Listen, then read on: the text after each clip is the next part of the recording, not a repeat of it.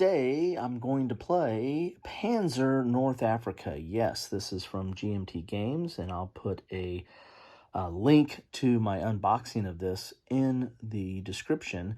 And if with any luck, I will be posting this on the day of the scenario that I'm going to play. I'm starting with Scenario 63, Operation Crusader, clash at Gabr Saleh, near Gabr Saleh, Libya, 19th November 1941. And as you can see here, I'm still I'm pretty close to getting this all set up here. And the reason I took this scenario or picked this scenario is it's all tanks or armored vehicles, which is something I wanted. Not that I don't like the infantry, but I think the Panzer system is best with vehicles, so that's why I did this. And then it's November 19th, and as we can see here on the situation, at the beginning of Operation Crusader, 7th Armored Division dispersed its armored assets by deploying its armored brigades individually to focus on different objectives. In response to the British activity, the 21st Panzer Division sent Kampfgruppe Stefan to counter a strong group of British tanks maneuvering towards Tobruk. In late afternoon of 19 November, just before dark, Kampfgruppe Stefan collided with a force of American-made Stuart 1 Honeys from the 8th Hussars, 4th Armored Brigade. The British, at tactical disadvantage with the setting sun blinding them, had difficulty sighting their guns. At the end of the engagement, over 30 Honeys were lost against only a handful of Panzers. This scenario is designed to play using Panzer Solitaire rules. That's another reason why I picked this is I'm going to try to use these Solitaire rules, so I'll probably be going to this chart quite a bit, which are the Solitaire tables for the game. And the Solitaire rules are in the playbook in section 10, but I'll be going, mainly using the basic rules in this. This is basic and advanced. I don't think I'll be doing any of the optional rules, but I will be doing the Solitaire rules that are in the playbook. So what is the situation? Well, the British start off over here on this side, and they're going towards these victory point locations. There's 3 of them, which are basically crossroads for the most part between roads and dirt tracks here. There's 3 of those, and the Germans are going to be coming in from these different locations. As you can see here, they're all red counter or hidden movement counters because you don't know what the tanks are or what the vehicles are, the units that you're encountering until you get to spotting situations. So I'm still setting up, but I think I'm pretty close to getting what I need to do here. As part of the Solitaire rules here, this is part of the scenario rules. This is where the Germans are going to be going. The different groups of units are going to have different priority hexes that they're going for, which is one of these 3 priority hexes here. So there you have it. Also, there's some overlays on here. I think I got the overlays in the right position. I kind of looked at it vis-a-vis this setup map here as well. And as you can see here, you've got all the Stuarts, what you're going to start off with, but the Germans are random. So you're going to roll when it's time to activate them and see what you get of these different types of vehicles. When you're moving, I think you just use this one as the base movement for the units on the board until you get the actual German counter on the board. So there you have it. I'm still setting up and familiarizing myself a little bit with the rules, but that is Panzer North Africa. Let's see what my next update is. It might be the end. It might be the middle. I don't know. Let's take a look.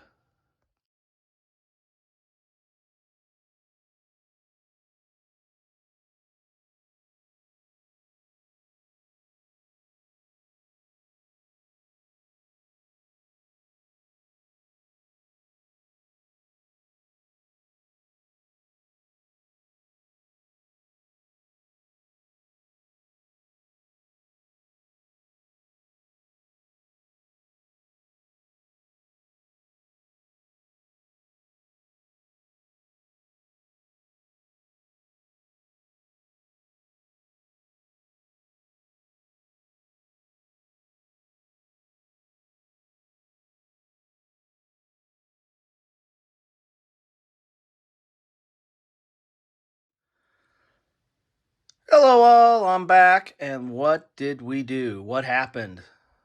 Let's take a look. Here is how the game ended on turn 15. The scenario does have special rules on ending the game. Starting on turn 13, you start rolling a die, and if you hit the number or lower, then the game ends. So that's how the game ended early for me. Again, let's do a remind us of what we were doing here. This was scenario 63, which allows for solo play, or really, focuses on solo play. So you're going to have the random assortment of German units come into play. And what I ended up coming into play, really got kind of wiped off the board here. The only Germans left were a 3H, Panzer 3H, and a couple, let's see, three here, 3Gs. Now there's one 3H and two 3Gs were left on the board there. For the British, I'm knocking over all my piles of KOs here. For the British, we had 3, 4, 5 Stuarts left. Really was kind of a bloodbath here. What happened is the Germans came along, came up from this road and over from here and took this victory point place right here, which I should put that red because the Allies were able to take that one back over. So the Germans took that, and then there was really a huge firefight here, as you can see from all these KO wrecks along the side of the road here. The British kind of set up here, and the firefight took place around this victory point area. Up north, the British sent the lighter armored vehicles. We had these, and let's see what we have here. And these, there's 3 of these and 2 of the other, and they really don't have enough firepower to really take out the armor, or at least the front armor of the Germans. But they were able to take that victory point location up north, but then were overrun. And then once the Germans overran that, they took over this one as well. The British actually took that one. The British did a firefight here and then sent a force up here to take over that victory point location, then sent forces up north to try to reinforce that victory point location, but arrived too late. The Germans took it over, then they were taken out there. The rest of the forces from the British came down here, and then they were taken out. And so the Germans ended up having 2 victory point locations, that one and this one, and the British had this one right here. So the way you add up the points are from the victory here. You get 215 victory points for each one of those victory point locations, and then you get unit victory points, whatever their value is, based on if it was a knockout or a brew up. I really didn't have enough AP. I played the basic rules as far as armor piercing. When you're playing with the solo rules, you're kind of playing some of the optional rules, but I really didn't I didn't feel like going into the advanced rules because I hadn't played this in quite a while. So I tried to keep it with just the basic rules with some optional rules and, of course, the solo rules. And the solo rules aren't that bad. I'll talk about that a little bit here in a second. So you're going to have all these victory point or unit totals that you're going to add up of what was destroyed. And so my final total was the Germans had 944 points because they had both victory point locations. That's 430. Actually, I had that. They had 1,044, so I did my math wrong. So they had 1,044, and the Allies had 609, if I did the math correctly. So, and you had to have at least a advantage of at least 70 victory points So really kind of a blowout by the Allies here, which I think what happened in real life. I think there really was a mass destruction of Stuarts here, which I fared pretty well with the Stuarts down here, but up north, it was a bloodbath. So let's talk a little bit about the solo rules here a little bit. You're going to have hidden movement, and so as you saw in the setup, I had all the hidden movement, and then once they're spotted, then you're going to go through this whole process of determining activation, and that's going to determine whether it's a real unit or it's a fake unit. And I had a number of fakes, so I thought that I actually had a chance against the Germans here, because I did have quite a number of fake units, but alas, the German armor was better. You're also going to get the number of activated units. So if it's truly activated, then you're going to roll the die and see how many of those, and then you're going to see what hex it's in. The hex in the middle is going to be where you had the hidden unit value, one of these bad boys right here. And then the numbers around it, so the 7 to 10 is going to be in that spot, and then number 1 through 6 is going to be in a hex around it. So that happens relatively early in the game, because this is relatively open terrain, and so you're going to be able to spot relatively early, and the spotting charts are relatively forgiving here. Let's see, where's the spotting chart at? It's been a while since I used the spotting chart, so I got to find out where I did the spotter at. Well, I'm not seeing on here. This is all for hits and stuff like that. What did I do with my spotting? Anyway, that's weird. So I was able to, oh, here it is. Here's the spotting range right here.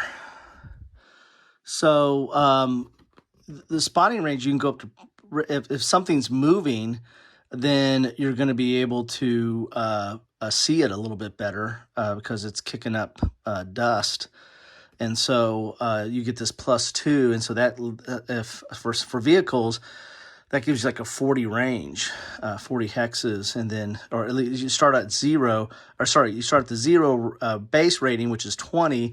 But if you get up to +2, you go up to 40. So it's relatively easy to spot stuff early on. And so once it's spotted, then you go through that whole activation. And then once you do the activation, and if it's a real unit, you've got to see what unit it is, and that's where you roll on this chart here. So there was quite a bit of die rolling in the early turns for doing the spotting, the activation, whether it's fake or not, where it's located, and what unit it was. There was quite a bit of that.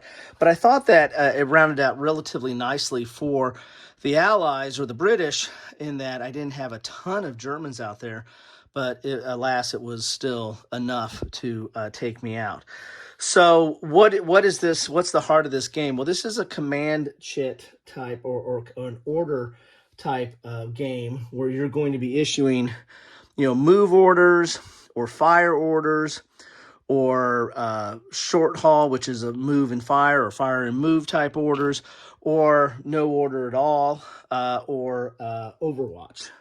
And Overwatch is basically just sits there and has an advantage to take an attack if one presents itself. So you're going to have these commands that you're going to put on there, but if you're playing solo, you really don't have to put it on that side, because you know what you're doing. With respect to the AI, or I should say the solo rules, you've got this. The solo rules are start at section 10 in this book, in the playbook. But this chart right here is you really need this a lot. I wish they probably should have done a player aid, on the thicker paper of this chart, because you're using this quite a bit, because this is going to tell you your commands, whether you're going to be attack or defensive posture, and they're offensive to start off in this scenario. So you're basically going to be doing on the attack the whole time.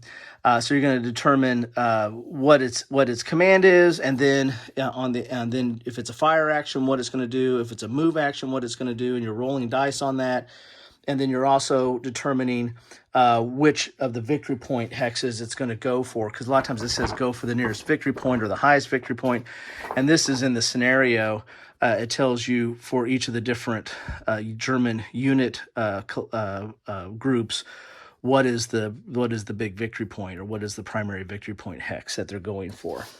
So so there's move, and of course the move is a lot of that information is on the counter itself. So like this is a track unit, so going across country it's 6, but on a path, which is these brown things, brown lines, that's 8, and on a road it's 12. So that's for the Stuart.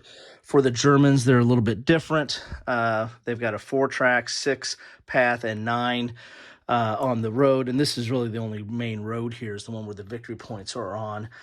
So there's going to be the sequence of plays, basically spotting, and then putting your commands, then rolling for initiative, and then rolling for executing the different commands, whether it's move, fire, overwatch, short haul, or the like. Combat is relatively easy. Well, I mean, there's a lot of die rolling in this game, but you're going to start off at this base of 0 based on the range that you are. And so like if you're at medium range, then you've got a base of 50, and then you're going to add these modifiers. Are you moving? Are they moving? Have they fired? Is there a dust involved? Stuff like that. Or sun. So there's a sun block in the earlier turns of this scenario. And then you'll go adjust up or down based on that, and then that's your number to roll that or under to get a hit. And if you get a hit, then you're going to be my handy dandy hit chart here. It's going to determine your penetration, and I did the basic penetration. So like on this, like if short range is 5 hexes, and so penetration is 11, and then you're going to compare it to the notes down below in the basic game. So this has frontal armor 9 and a rear armor of 7, and so you're basically going to compare the penetration to the armor. And most of this was in the 1 to 3 range, but there was a few that I could get to the 5 to 9. 4 to 9 range, and that's a knockout. If you get 2 damages, then that's a knockout. Otherwise, a 4 to 9 is a knockout. Had no brew ups, and that's like a smoking thing, because I just never got the high penetration there. So you see all this wreckage that's all over the board here. Those are all knockouts. Quite a few of them. You can see where all the combat was in this. This hex right here was a pretty bloody hex here, as well as that one up north here. As you can see, it's all knockouts. That was all British, the vehicles up north. So, yeah, that's the game. It is, again, not that complex, but there's a lot to it. There's a lot of charts. Once you get going in this game and understand the flow and the sequence and how to use the solitaire charts, it goes relatively quickly, and you have these nice little unit cards, these real thick boards here that have all your information on it, and this is extra information for the advanced rules, but most of the pertinent information is on here, and the movements on the counters themselves. It flows pretty quick. There's a lot that you see, a lot of charts in here, but a lot of this you don't need to use. There's some terrain effects. The spotting is important early on, but once you spot something, it's spotted. A lot of this is for ground troops or infantry. There was none in this scenario, so I just could focus on the AP. So that kind of kept it at a minimum. But overall, enjoy this system. I'm probably going to do a key 3 at some point on desert tanks, small unit tactical desert tank type systems. And this will definitely be in that mix. I'm not going to spoil what else might be in that mix. There's an oldie but a goodie, and then a newcomer that I really like, its system. I like this system as well, but there's a lot going on in this system, especially when you add in the solitaire rules, which aren't that bad. I mean, the solitaire rules overall, it took me a while to figure out what was going on and what I was needing to do. But overall, I liked how it kind of took over the opponent. It didn't make the best decisions sometimes, but it was fine. Apparently, it was good enough to blow me out in this game. Anyway, so that's what I have for you today. That is my after-action report for Scenario 63, which is part of Operation Crusader that took place on the 19th of November, 1941, Clash of Gabr Saleh, in Libya, and this is the 19th of November, so enjoy your day, and I hope you found this interesting. Let me know what you think about this game or anything that's going on with it in the comments down below. Take care.